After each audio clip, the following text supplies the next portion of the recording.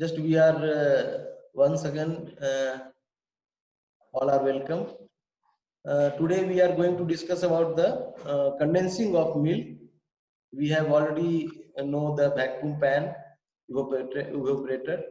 So what are the advantage we have already told you, because when we not concentrate the milk into vacuum pan, then definitely we are not actually not only losing the cost of drying or cost of condensing, but also we can lose the keeping quality of the milk, keeping quality of the condensed milk, or even for beside that we have already told you that it also reduce the cost of transportation, and also reduce the storage cost. So these are the advantages when we are use simply vacuum pan to further improve the economy of the operation for preparing of condensed milk or subsequent operation of powder making. Either we are going for dried milk product like whole milk powder, skim milk powder, dairy whitener, or any other type of powder form which is actually available in the market. So to get the more economy of the operation, we are go for, I have already told you, we are go for triple effect evaporator, and we can go for even 5 effect evaporator. Or even in Bihar, when you visit the Patna Dairy project, they install 3 effect evaporator. But the new plant which is established at Muzaffarpur Dairy project or Nalanda Dairy project, they are actually they are go with the 7 effect. So more than 1 effect, तो 2 effect को evaporator कहलाएगा. Then the number of evaporator is more than 3 or 4, then definitely the evaporator is multiple effect evaporator. तो 3 effect हो सकता है, 7 effect हो सकता है, 5 effect हो सकता है. तो to improve the economy of operation or to improve the quality of the product, or we are not only making the heat economy of the product, but also we are actually minimum damage to the milk constituents.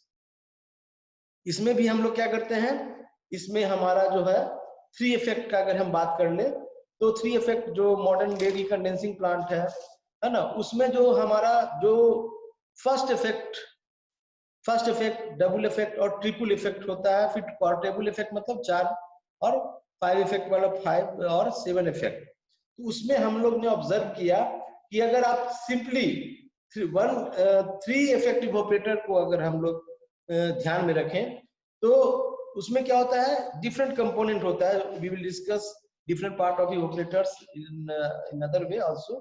जैसे balance tank which is required, some of the parts which is required for the multiple effect evaporator is balance tank, which is definitely made for stainless steel, milk feed pump, preheater, pasteurizer, holding tube, calandria, vapor separator जो entertainment separator है वो, फिर vapor piping, फिर vapor compression unit जो thermo compression होता है, और concentrate pump, condensate pump, cooling tower, उसके बाद वैक्यूम पंप, उसके बाद stainless steel tap and fittings, air compressor. These are the some subsidiaries, some parts which is required to make the operation successful. इसके अलावा operation में what should be the water pressure, what should be the vacuum pressure, what should be the cooling, what should be the speed of the, what is the temperature of the temperature of कैसे तुम SIP CIP करोगे, CIP cleaning in place करोगे, तो what should be the timing, what should be the concentration of caustic soda, and for what period of time. So these all things you have to kept in mind. So how you can operate and what type of precaution you have to take. You have to take all the care during the operation of multiple effect evaporator. So these all things are even for cleaning. We have given all the material with your WhatsApp group, so you can go through step by step, so you can easily understand. But briefly we can discuss here about the operation of the multiple evaporator. सबसे पहले क्या होता है कि जब हम थोड़ा देर बाद अभी क्या होता है, सबसे पहले कि मिल्क जो है बैलेंस टैंक में है ना। बैलेंस टैंक के बाद मिल्क हमारा कहाँ जाता है, प्री हीटर में, है ना। प्री हीटर की बात हमने किया। प्री हीटर में क्या होता है, जनरली मिल्क जो आता है, they are suppose milk is not used for other product making, so then after passing through the platform test, milk is kept under, है ना, storage tank with preferably at temperature below 10 degree centigrade। तो तो क्या होता है, pre heating में हम लोग क्या करते हैं, उसकी टेम्परेचर 75 से 75 टू 80 डिग्री सेंटीग्रेड तक ले जाते हैं। लेकिन जनरली जो है हम लोग ट्रिपल इफेक्ट में 90 से 95 डिग्री सेंटीग्रेड तक टेम्परेचर ले जाते हैं। उसके बाद हमारा क्या होता है, that will go with the first effect steam temperature. जो फर्स्ट इफेक्ट होता है वो फर्स्ट, उसको कैलेंड्रिया कहते हैं, है ना। ये क्या चीज का बना होता है, स्टेनलेस स्टील का बना होता है। और उसमें कैलेंड्रिया में क्या होता है, छोटा छोटा पाइप होता है, जिसमें कैसे होता है, लकड़ी का देखो बंडल, और उसके बाद बांध करके एक पूरे एक डिवाइस में डाल देते हैं, उसको हम लोग कैलेंड्रिया करते हैं, माने स्मॉल स्मॉल ट्यूब्स, है ना, वो which is covered by a hollow tube. उसमें हंसो हमारा, they are actually consisting small tubes in which milk is passing through that and steam is with the surrounding area. तो उसमें हम लोग को सबको ध्यान रखना है कि फर्स्ट इफेक्ट में स्टीम प्रेशर कितना होता है, स्टीम प्रेशर कितना होता है 0.6 टू 0.7 kg प्रति सेंटीमीटर स्क्वायर, है ना। कितना स्टीम प्रेशर देंगे पहले इफेक्ट में, 0.6 से 0.7 kg प्रति centimetre square. And what should be the temperature, pre heating में जब हम 90 तक करते हैं तो हमारा टेम्परेचर आ जाएगा 85 से 90 degree centigrade in first effect evaporator. उसी तरह से जब हमारा फर्स्ट इफेक्ट के बाद जब हमारा क्या जाएगा, फर्स्ट इफेक्ट स्टीम प्रेशर हमारा हो गया, फर्स्ट इफेक्ट स्टीम प्रेशर कितना हुआ 0.6 से 0.7 kg प्रति सेंटीमीटर स्क्वायर और with the temperature 85 to 90 degree centigrade. उसके बाद हमारा क्या होगा, फर्स्ट इफेक्ट इवेपोरेटर में जाएगा। अब तो समझ सकते हो, यहाँ पे तो हीट का है, यहाँ पे टेम्परेचर ज्यादा है, लेकिन है ना अदर सब्सिक्वेंट जो हमारा गया वो फर्स्ट इफेक्ट इवेपोरेटर हुआ। उसमें क्या होगा कि मिल्क का टेम्परेचर क्या होगा, कम जाएगा।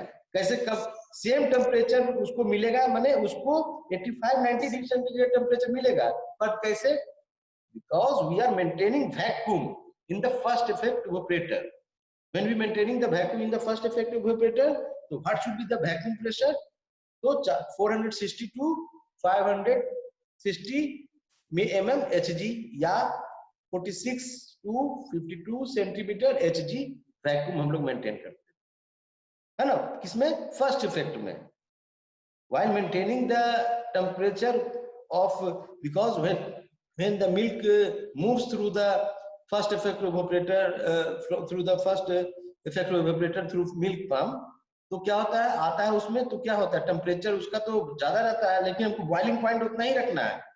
सो that is why we are actually reducing the vacuum pressure, है ना। तो उससे क्या वो वैक्यूम रखते हैं, तो जो बताया मैं, इकोनॉमी ऑफ ऑपरेशन, है ना, to save the nutrients of the milk, to save the, मैंने to improve the keeping quality, जितना चीज बताया था। तो हमारा जो दूध को डिस्ट्रॉय होने से बचाना है, इसके लिए क्योंकि ज्यादा टेम्परेचर देंगे तो कुक फ्लेवर आ जाएगा, है ना। उसके बाद तो जितना सुने हो मेलाइट रिएक्शन और ये बहुत सारा चीज जो है वो अलग चीज है। तो ये सब को चेक करने के लिए we are maintaining the vacuum, and vacuum is increasing and temperature is decreasing. So in first effect evaporator we are maintaining the temperature with the vacuum 460 to 520 mm Hg, or you can say centimeter में 46 to 52 centimeter Hg vacuum we are maintaining in first effect. जैसे ही दूध first effect से दूध second effect में गया, definitely again temperature will be lower, temperature कम जाएगा, लेकिन वैक्यूम हमको क्या करना होगा, we have to increase the vacuum of the, है ना। तो कैसे करते हैं, तो वैक्यूम पंप से हम लोग, इसमें बताया जो पार्ट है vacuum pump, they are actually creating vacuum in the है ना चैम्बर कैलेंड्रिया। तो उसमें वैक्यूम क्रिएट करते हैं और उसके बाद हम लोग जो है उसमें टेम्परेचर वैक्यूम जो मेंटेन करते हैं उसमें इंक्रीजिंग ऑर्डर में करते हैं 560 से लेके 610 mmHg या 56 to 61 centimeter Hg vacuum we are actually maintaining, है ना, in the second effect. Similarly, in the third effect, again temperature is decreasing and temperature is generally in the range of 45 to 50 degrees centigrade. However, the vacuum pressure is increasing.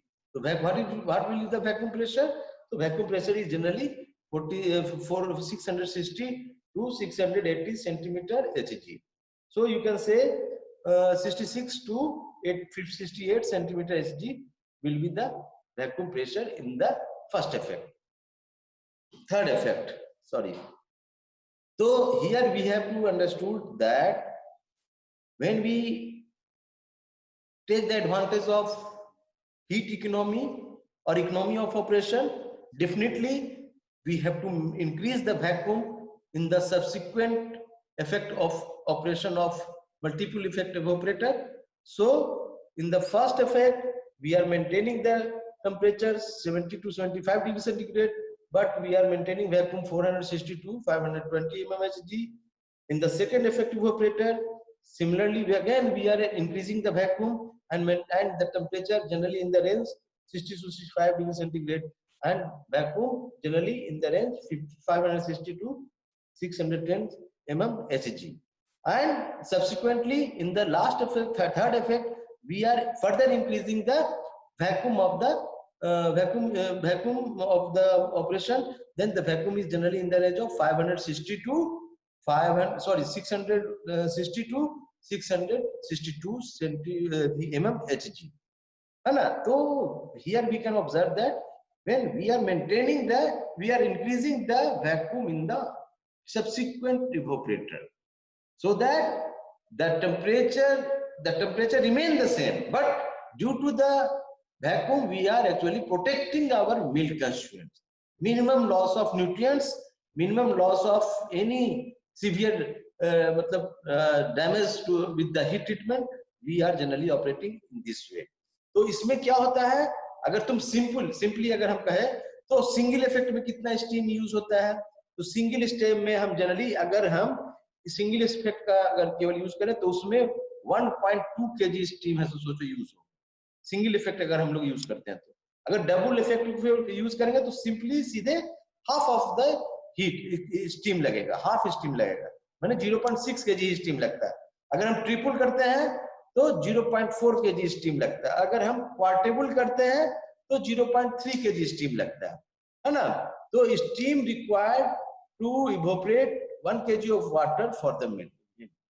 तो 1 kg steam है ना, 1 kilo water evaporate करने के लिए कितना steam चाहिए, तो single effect में 1.2 kg, अगर हम डबल इफेक्ट यूज करते हैं तो 0.6 kg, और हम थर्ड इफेक्ट यूज करेंगे तो 0.4 kg, और क्वार्टेबल करेंगे तो 0.3 kg. And subsequently we are reducing the steam pressure और steam requirement for conversion of for evaporate the vapour from the milk, and thus we can actually क्या कहता है improve the quality of the milk, and also we can save huge amount of energy, and we can reduce the cost of condensing at the same time. Yes, these are the advantages with this, and we definitely after preheating कहाँ जाता है, वो pasteuriser में जाता है ना. उसके बाद तुम देखते हो कि इसमें देखो ये जो डायग्राम भेजा हूं मैं, उसमें देखना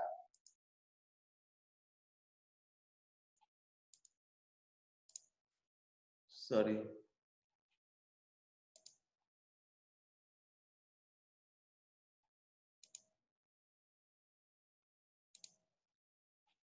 स्लाइड शेयर करना चाह रहा था मैं, शेयर नहीं हो रहा है. तो इसमें हम लोग जो है ये जस्ट इसमें सिंपल चीज, जैसे स्टेनलेस स्टील का पास्चराइजर में हम करते हैं, फिर उसमें होल्डिंग ट्यूब रहता है. होल्डिंग ट्यूब का क्या काम है, जितना सेकंड के लिए पास्चराइज करोगे, जैसे 15 सेकंड 60 सेकंड STST का है तो 60 सेकंड होल्ड करते हैं उसमें. उसको ऑलरेडी तुमको मार्केट मिल पे पढ़ाया हुआ है. वो सबको मेंटेन करते हैं। उसी तरह से इंटरटेनमेंट सेपरेटर होता है, जो वैक्यूम जो कंडेंसिंग हुआ तो उसमें वेपर भी बनता है और some drop of water. Entrainment separator क्या करता है, वेपर को अलग करता है और कंडेंसिंग को अलग करता है। उसी तरह से हमारा एयर कंप्रेसर होता है। एयर कंप्रेसर जो क्या कहता है, हम लोग जनरली जो है उसमें वाटर प्रेशर जो है 1 kg प्रति सेंटीमीटर स्क्वायर रखते हैं। All details are actually mentioned in what I have sent to you, so you can go through that one also. And अब जब हम कंडेंसिंग करते हैं तो when we maintaining the condensing क्या करते हैं, बताए थे Bombay reading we are taking है ना, specific gravity of the concentrated milk. हम बताए थे कितना होता है स्पेसिफिक ग्रेविटी कंडेंस मिल्क का 1.303 है ना। कंडेंसिंग कैसे तुम रोकोगे operation, when you can stop the condensing, तो जानते हो कि कितना 40% टोटल सॉलिड आना चाहिए। अगर तुम होल मिल्क पाउडर बना रहे हो तो कितना टोटल सॉलिड चाहिए, अगर तुम स्किम मिल्क पाउडर बना रहे हो तो what should be the concentration of the milk। तो before sending the milk for the further operation, that means conversion into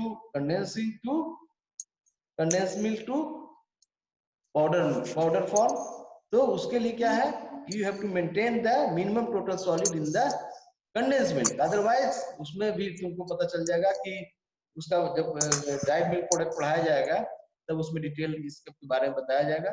उसके बाद हम लोग इसको जो है जनरली हम लोग 40 से 45% जब आ जाता है तो देखोगे बॉम्बे रीडिंग करके, जैसे रिफ्लेक्टोमीटर होता है ना उसी तरह से रिफ्लेक्टोमीटर होता है, just we put the small drop of condensed milk to the layer, and we can simply see with the glass that what is the range of total solid. They will show you the concentration. So according basis of that we can actually stop the operation and milk is actually condensed। और उसके बाद क्या करना है तुमको, immediate क्या करना है, क्लीन करना है। तो उसमें क्या करेंगे, वाटर से उसको सर्कुलेट करेंगे पहले और उसके बाद हम वॉशिंग करेंगे किससे, कॉस्टिक सोडा से, NaOH सॉल्यूशन से, है ना, 25 से 30 मिनट। और उसके बाद फाइनली फिर हैसो वाटर से उसको क्लीन करेंगे जब तक कि क्लीन वाटर नहीं निकल जाए। और फाइनली उसको क्या करेंगे, स्टेलाइज करेंगे। स्टेलाइज करने के लिए क्या करना होगा, स्टीम वाल्व खोल देना है और पूरी तरह उसको स्टीम से पूरा स्टेलाइज कर देना है। Then we can use for the second operation कर सकते हैं। तो इसमें already we have already given the description of different type of जो टेम्परेचर चाहिए, they are actually mentioned what I have sent to you। जैसे इनिशियल फीड सॉलिड कितना चाहिए 9%, अब उससे कम दोगे तो क्या होगा सोच लो। उसके बाद फीड टेम्परेचर कितना हम डालते हैं, जनरली 10 डिग्री 5 डिग्री रहता है, बहुत ठंडा रहता है। Pre heating temperature 65 degree centigrade. Pasteuriser temperature इसमें मेंटेन करते हैं 90 to 93 degree centigrade. Boiling temperature first stage में 70 to 73 degree centigrade. Boiling temperature second stage में 60 to 63 डिग्री सेंटीग्रेड। उसी तरह से थर्ड इफेक्ट में जो हम बॉइलिंग करते हैं वो 48 डिग्री सेंटीग्रेड होता है। Holding time already discuss 15 second और 16 second. Final concentration in solid maximum 45% total solid. Feed flow rate कितना मेंटेन करते हैं 552 kg centimetre kg kgs per hour, 550 kg per hour. Water evaporation 440 kg per our.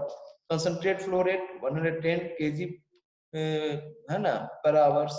उसी तरह से steam pressure to thermo compressor 7 kg प्रति centimetre square. Steam consumption 160 KGs per hour. Cooling water inlet temperature to condenser 32 degree centigrade. उसी तरह से total installed power 15 HP का power चाहिए। Power consumption 8 kilowatt. तो these are some things which have actually this is specifically for the multiple effect incubator having 3 effect, only 3 effect. These are the details only with the 3 effect, not for the 5 effect, not for the 7 effect. So you must go through this one, and I think if you have any query when the college is open, definitely we will make a plan to visit any of the dairy plant according to your desire, and and availability of time. और तो हम समझते हैं कि Patna depot या Nalanda dairy या Muzaffarpur dairy, किसी dairy में चल करके ये सभी चीजों को हम लोग दिखाएंगे तुम लोग को, ताकि और अच्छे से इस सब जो डिटेल्स है तुमको अच्छे समझ में आ जाए। बाकी तो ऑपरेशन जो है ये तुम देखो, इसमें तुमको भेजे हैं जो 3 कैलेंडरिया लगा हुआ है, उसमें प्री हीटर है, उसमें इंटरटेनमेंट सेपरेटर लगा हुआ है, जो NDRI करनाल के एक्सपेरिमेंटल डेयरी में है, उसी का पिक्चर है, सो हमने भेजा है। ठीक है, have you any query? No sir. No sir. नहीं, you can ask if have any query, है ना। इसका मेन एडवांटेज क्या है, जैसे तुमने को बताया कि फर्स्ट इफेक्ट में जितना हमको स्टीम चाहिए, कितना चाहिए, 1.2 kg चाहिए, 1 किलो वाटर को इवोपरेट करने के लिए। अगर डबल इफेक्ट यूज करोगे तो आधा हो जाएगा, 0.6 kg हो जाएगा। थर्ड इफेक्ट यूज करोगे तो क्या हो जाएगा, 0.4। हाँ, गुड। उसी तरह से 4 कटपुल करोगे तो और कम जाएगा। तो कैसे कमता है, हमने स्टीम प्रेशर भेजा और क्या होगा, टेम्परेचर जो दूध का था वो दूसरे यूनिट में जाता है तो कम जाएगा ना, अपने आप थोड़ा सा चूंकि हीट ले लेगा ना दूध, तो कम जाएगा उसका टेम्परेचर। वही टेम्परेचर का दूध उसमें जाता है सेकंड इफेक्ट में। तो सेकंड इफेक्ट में हम वैक्यूम चूंकि मेंटेन किए हुए हैं तो उसको टेम्परेचर उतना ही मिलता है ना। टेम्परेचर एक्चुअल में कितना मिलता है, जो दूध को चाहिए, लेकिन वैक्यूम है सो हमारा बढ़ते जाता है। जैसे हमने बताया 460 mm Hg से 620 तक जाता है, 3 इफेक्ट की बात करता हूं। तो we can increasing the vacuum, है ना, in subsequent subsequent effect, so that we can reduce the cost and also provide economy to the operation. The cost of production of condensing or drying unit only can be reduced by this. क्या 7 effect आ रहा है, this is the reason, है ना। सब चीज तुम बना सकते हो, जब कॉस्ट तुमको, जब वही तुम बाजार में कोई चीज खरीदते हो तो उसका लागत कम रहेगा तभी ना उसको खरीदते हो, और लागत रहेगा बहुत ज्यादा तो थोड़े खरीदोगे। तो इसीलिए है सो ये हम लोग करते हैं। और कोई तुम लोग को कोई क्वेश्चन है इसमें तो पूछ सकते हो, अभी लड़का अभी तक ज्वाइन कर रहा है, बताओ।